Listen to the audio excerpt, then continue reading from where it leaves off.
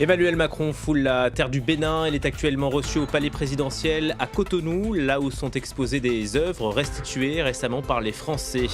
Vous le verrez. Les prix du gaz s'envolent. Gazprom réduit drastiquement ses livraisons depuis ce matin. L'Europe tente de se coordonner, vole au secours de l'Allemagne, fortement dépendante de Moscou sur cette question.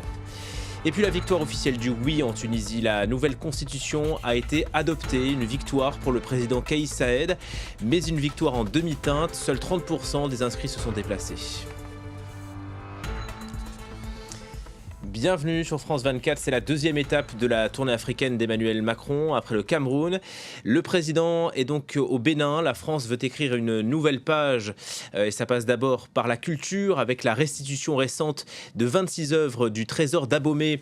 Charlotte Turien-Tomaka, bonjour. Vous suivez le voyage présidentiel à Cotonou pour France 24. Ces biens sont exposés au palais présidentiel et Emmanuel Macron vient d'arriver, c'est ça ? Oui, tout à fait. Le président Emmanuel Macron qui vient d'arriver ici au Bénin, au palais de la Marina, où il a été accueilli par Patrice Talon, président du pays. Alors au programme, un entretien d'1h30 entre les deux hommes, une entrevue au cours de laquelle les deux hommes évoqueront notamment les questions sécuritaires pour lutter contre la menace terroriste, car le nord du pays est confronté à une multiplication d'attaques meurtrières depuis que la menace djihadiste s'étend du golfe du Sahel au golfe de Guinée. Le Bénin souhaite un appui financier en matière de soutien aérien, de renseignement et d'équipement selon l'Elysée. La question mémorielle, vous l'avez dit, qui sera également au centre de ce déplacement d'Emmanuel Macron, puisque le président visitera ensuite l'exposition des arts du Bénin d'hier à aujourd'hui, la restitution à la révélation, 26 œuvres restituées par la France fin 2021 au Bénin. La journée du président français qui se clôturera par la visite de la Cité de l'innovation et de l'échange, une pépinière de start-upers. Alors Emmanuel Macron qui a fait de la rencontre avec les jeunes Africains le point central de son déplacement sur le continent, mais une journée pendant laquelle la question des droits de l'homme ne sera pas abordée officiellement. Oui, puisque l'autre question concerne donc la vie démocratique du Bénin. Le pays est dirigé par Patrice Talon. Charlotte, deux opposants sont actuellement en prison. Tout à fait. Depuis que Patrice Talon est arrivé au pouvoir en 2016, les organisations internationales liées aux droits humains dénoncent un recul démocratique. Deux figures majeures de l'opposition, vous l'avez dit, sont toujours en prison pour atteinte à la sûreté de l'État. Rekia Madougou et Joël Aïvo. L'opposition dénonce les sanctions politiques à son encontre. D'ailleurs, la plupart des opposants ont fui le pays et sont exilés à l'étranger à l'heure actuelle. Mais si les institutions dénoncent une dégradation du respect des droits de l'homme, les indicateurs économiques, eux, sont au vert. Sur le plan économique, le pays affiche de très bons résultats. Le Bénin vient d'ailleurs de signer un accord avec le FMI. Alors si depuis 2017, date de la première élection d'Emmanuel Macron, les relations entre les deux hommes étaient très tendues, grâce à la restitution de ces trésors royaux, ils sont appris à se connaître. Une visite qui marque donc un vrai réchauffement entre les deux pays. Voilà, Emmanuel Macron donc s'engouffre dans le palais présidentiel avec Patrice Talon. Merci beaucoup Charlotte Turien-Tomaka pour ces précisions depuis Cotonou pour France 24. Et puis Emmanuel Macron se rendra ensuite en Guinée-Bissau avant de rentrer à Paris jeudi soir pour une rencontre qui va faire beaucoup parler puisqu'il devrait accueillir le prince héritier saoudien Mohamed Ben Salman qui est actuellement en Grèce.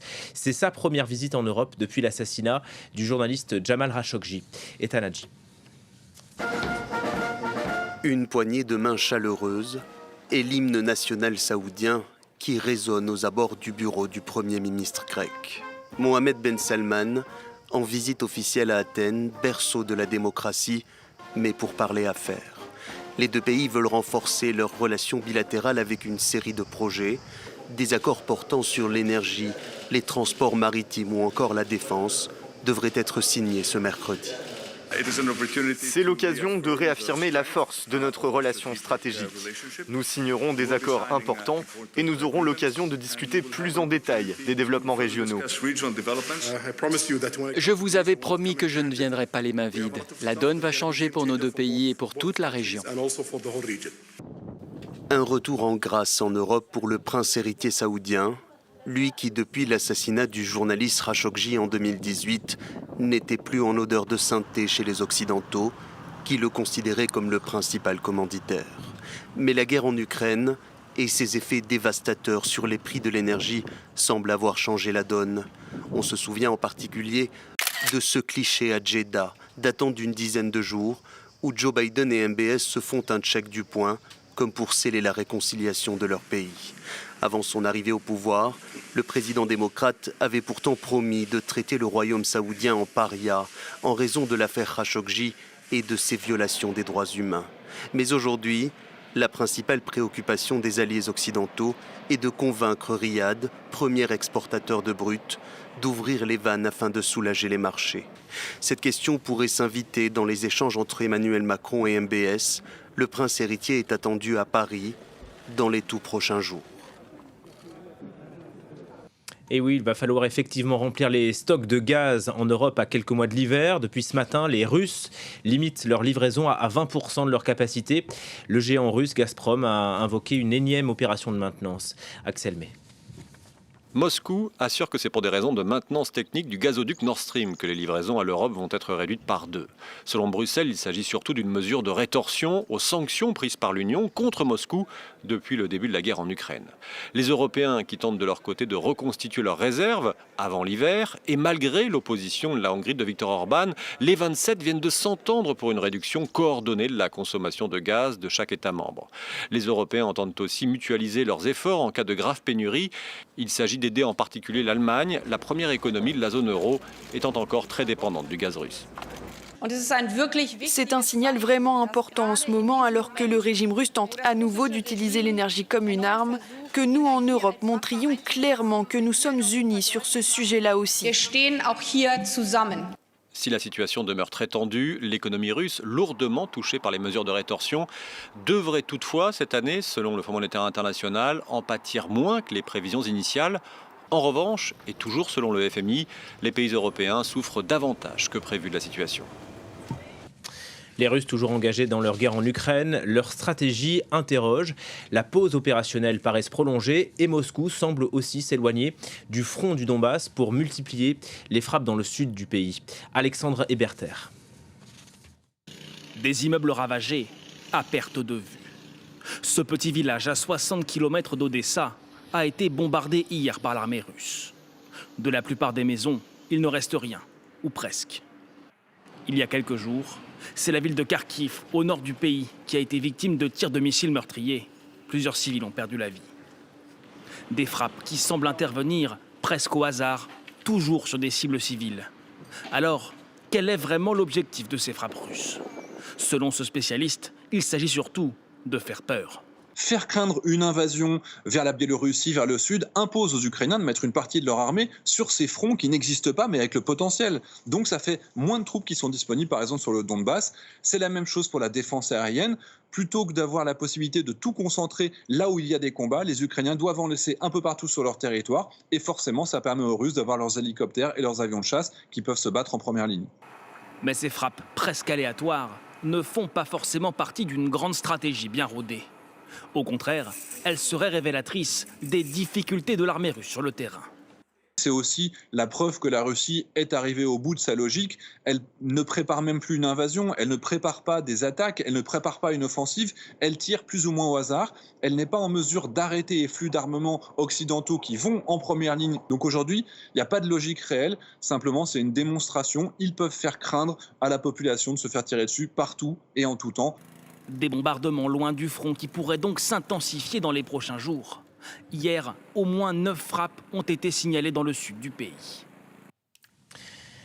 La tension toujours maximale dans l'est de la République démocratique du Congo depuis quelques jours. Des manifestants s'en prennent aux casques bleus de l'ONU. Ils les accusent d'être inefficaces face aux groupes armés. La mobilisation a dégénéré hier. 3 membres de la mission de l'ONU et au moins 12 manifestants ont été tués. Précision à Kinshasa de Clément Bonnereau. Selon les autorités congolaises, au moins une quinzaine de personnes ont été tuées au cours de ces 2 derniers jours. On compte 3 membres de la MONUSCO, un casque bleu et 2 membres de la police de l'ONU. Également 12 civils qui ont été tués. À déplorer également de nombreux blessés, des blessés des 2 côtés. À Butembo, la 3e ville du Nord Kivu, selon la MONUSCO, des assaillants ont arraché violemment des armes à des éléments de la police congolaise pour tirer à bout portant sur les membres de la force onusienne. À Goma, mardi, la tension était encore extrêmement vive pour ce deuxième jour de manifestation. Des centaines de manifestants étaient de nouveau dans les rues, notamment autour de la base logistique de la MONUSCO. Les forces de sécurité congolaises étaient déployées pour les empêcher de pénétrer à l'intérieur de cette base. Je rappelle lundi que la manifestation avait dégénéré très rapidement et viré au saccage et au pillage de plusieurs bureaux de la MONUSCO. Le gouvernement qui avait alors annoncé un bilan de au moins 5 morts et une cinquantaine de blessés. La Tunisie va donc officiellement changer de constitution. Le texte a été adopté à une écrasante majorité, 94,6% des voix par référendum. Une victoire nette sur le papier, mais le taux de participation tend à discréditer le résultat. Seuls 30% des inscrits tunisiens se sont déplacés. Axel May.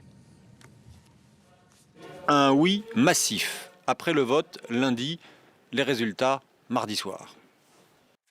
La Haute Autorité indépendante pour les élections déclare l'acceptation du texte du nouveau projet de constitution de la République tunisienne soumis à référendum conformément à l'article 117 de la loi fondamentale. La nouvelle constitution renforce considérablement les pouvoirs de Kais Saied. Le chef de l'État pourra par exemple révoquer de façon unilatérale le gouvernement et choisir les magistrats. La jeune démocratie tunisienne est-elle mise en péril? Ce qui est certain, c'est que la nouvelle loi fondamentale défait le système parlementaire instauré après la Révolution dans un pays qui fut le berceau du printemps arabe. Mais la participation est faible. Moins d'un électeur sur 3 a voté. Et l'opposition, qui avait appelé au boycott, dénonce des fraudes de la part de l'instance supérieure indépendante pour les élections. Cette instance a montré encore une fois qu'elle est ni intègre ni impartiale. Les chiffres qu'elle a présentés sont falsifiés. Le Front du Salut National, coalition d'opposition dont font partie les islamistes d'Ennahda, réclame le départ du président Kais Saied alors que le pays fait face à une grave crise économique. Le chef de l'État, élu démocratiquement en 2019 et qui l'an dernier s'est emparé de tous les pouvoirs expliquant que le pays était ingouvernable, conserve néanmoins une forte popularité. Des élections législatives anticipées sont prévues mi-décembre. La Californie continue de se battre contre les feux en une semaine. Oakfire a ravagé 7000 hectares. Les pompiers décrivent un incendie au comportement sans précédent avec des étincelles portées à près de 2 km à la ronde. Lise Vogel. Dans les collines boisées du centre de la Californie, les hélicoptères bombardiers d'eau luttent sans relâche contre un incendie explosif. Les flammes ont déjà détruit une quarantaine de bâtiments et menacé plusieurs milliers d'habitations. À cause de la sécheresse extrême et d'un terrain difficile, le feu reste en partie incontrôlable.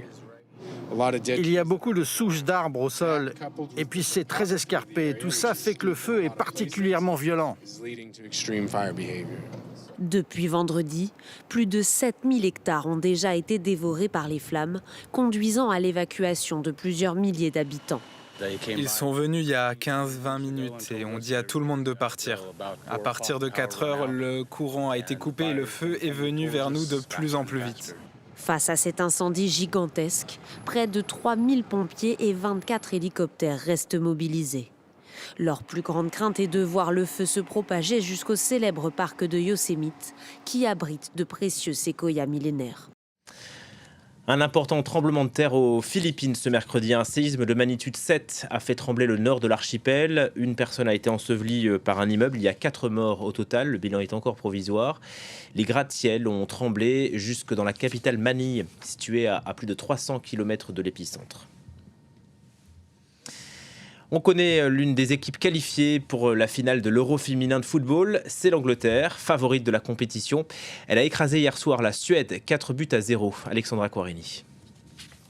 À Trafalgar Square, les supporters exultent.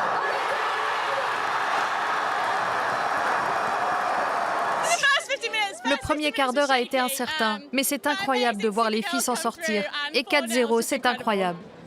Oh oui, c'est sûr, ça rentre à la maison. Les filles vont ramener le trophée chez nous.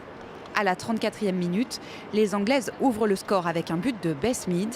Puis 10 minutes plus tard, Lucy Bronze enregistre son premier but dans cet Euro avec un tir de la tête. À la 68e minute, l'action la plus marquante du match et peut-être le plus beau but du tournoi, c'est une talonnade d'Alessia Russo avant une frappe lobée de Fran Kirby à la 76e minute. Quelle nuit incroyable, quelle atmosphère incroyable de la part des fans. Et oui, je suis super fière d'être anglaise et de faire partie de cette équipe. C'est incroyable. Nous sommes toutes sans voix. Il y avait des larmes au moment du coup de sifflet final. Tout le monde était en effervescence. Et oui, le vestiaire était électrique. On chantait à tue-tête. Les Anglaises en finale de l'Euro, ce n'était plus arrivé depuis 2009. Et leur prouesse a de quoi faire rêver. Un seul but encaissé depuis le début de la compétition face à l'Espagne en quart de finale. La victoire contre la Suède confirme l'excellent niveau des Anglaises. De quoi donner du fil à retordre à leurs adversaires. Pour la finale à Wembley dimanche, elles affronteront le vainqueur du match opposant ce mercredi l'Allemagne à la France. Merci de votre attention, on se retrouve dans un quart d'heure.